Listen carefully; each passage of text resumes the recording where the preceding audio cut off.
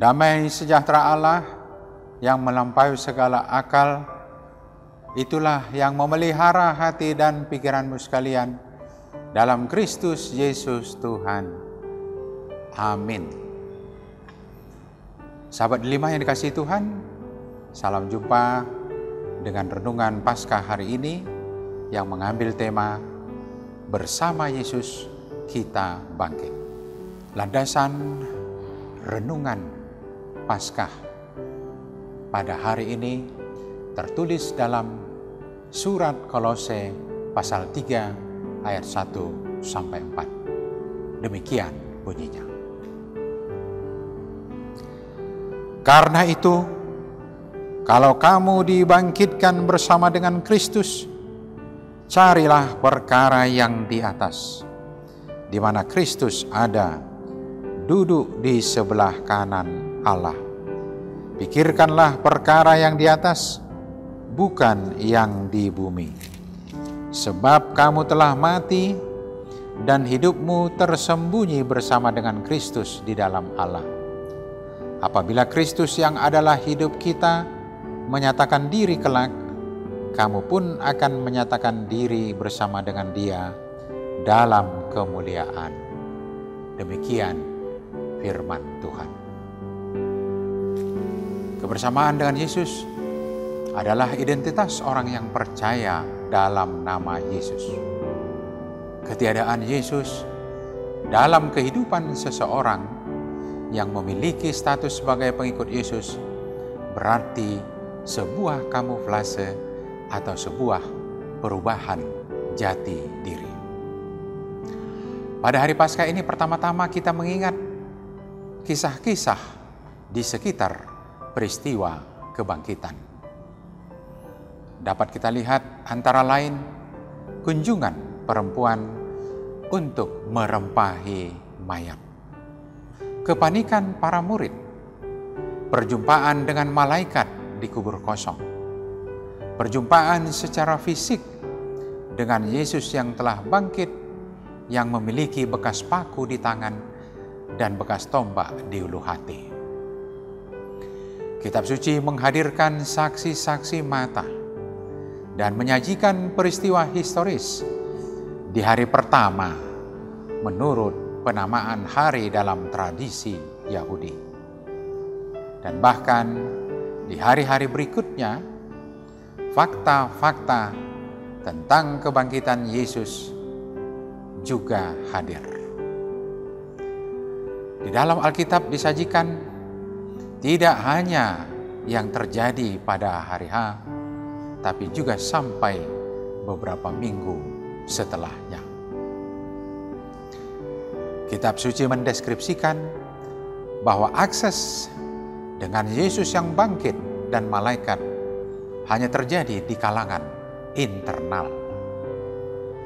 Kehebohan dari peristiwa kebangkitan Yesus itu hanya dirasakan di kalangan internal atau orang terdekat Yesus saja, yaitu para murid dan sahabat-sahabat Yesus. Secara logis memang bisa digugat.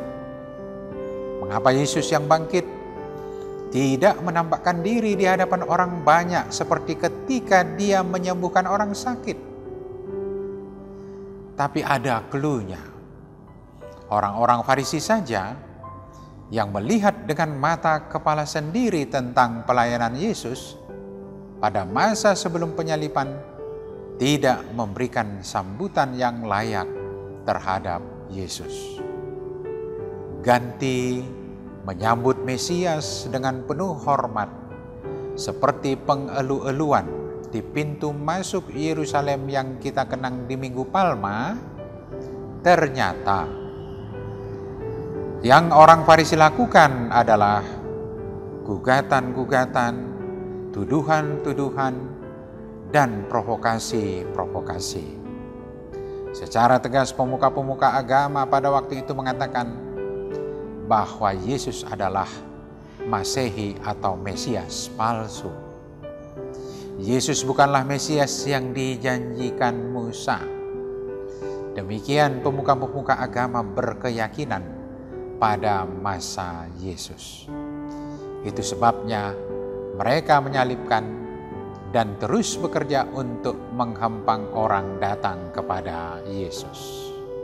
Sehingga logis saja ketika terdengar kabar bahwa Yesus, yaitu orang yang mereka gugat, yang mereka tolak, dan yang mereka salibkan itu ternyata telah bangkit, maka mereka kalah malu dan masih terus berupaya untuk mengatakan bahwa peristiwa kebangkitan Yesus sebagaimana diberitakan oleh orang dalam tadi, yaitu para murid dan sahabat Yesus, berita itu menurut mereka tidak benar. Sahabat delima yang dikasihi Tuhan, Kitab Suci juga menyatakan bahwa keyakinan kepada Mesias itu ternyata tidak hanya soal melihat sendiri peristiwa itu seperti yang dialami oleh Thomas. Keyakinan dan sambutan terhadap Mesias yang terutama adalah soal karunia. Ibu-ibu yang membawa rempah-rempah memang meyakini peristiwa kebangkitan itu karena bertemu dengan Yesus yang sudah bangkit. Thomas juga meyakini kebenaran peristiwa kebangkitan itu karena langsung berjumpa dan melihat tanda bekas paku. Tapi bagaimana dengan orang lain yang hidup dengan sejaman kitab suci atau sejaman dengan Maria dan Thomas, tapi tidak sempat melihat fisik Yesus yang bangkit dan tidak melihat langsung Yesus berkata-kata seperti ketika Yesus berbicara sebelum dia disalibkan, sebelum kematiannya? Bagaimana pula dengan jutaan umat pada zaman digital ini yang tidak mungkin lagi bertemu secara fisik dengan Yesus yang telah bangkit? Inilah karunia itu. Itu sama seperti ilustrasi yang pernah diceritakan Yesus. Ada seorang yang mengalami siksa setelah kematian di alam baka. Dia berkata, agar ada orang mati dikirim ke dunia nyata untuk memperingatkan saudara-saudaranya agar tidak mengalami siksa neraka yang dialaminya. Apa kata Yesus dalam Lukas 16 ayat 31?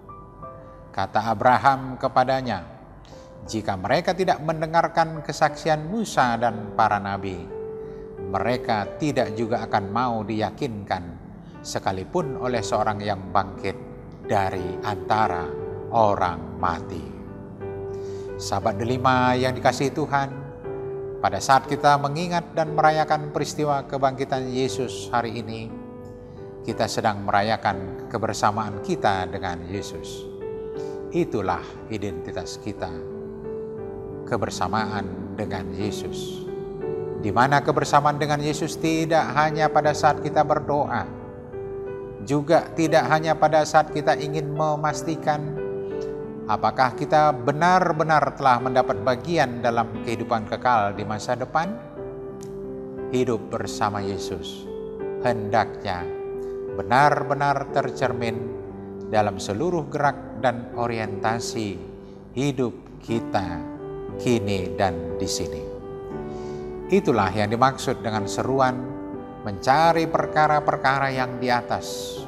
Maksudnya bukan cuma memikirkan surga saja, tapi seluruh pesan-pesan dan tugas mesianik kita tangkap dengan baik, lalu kita meneruskannya pada hari ini dan di sini.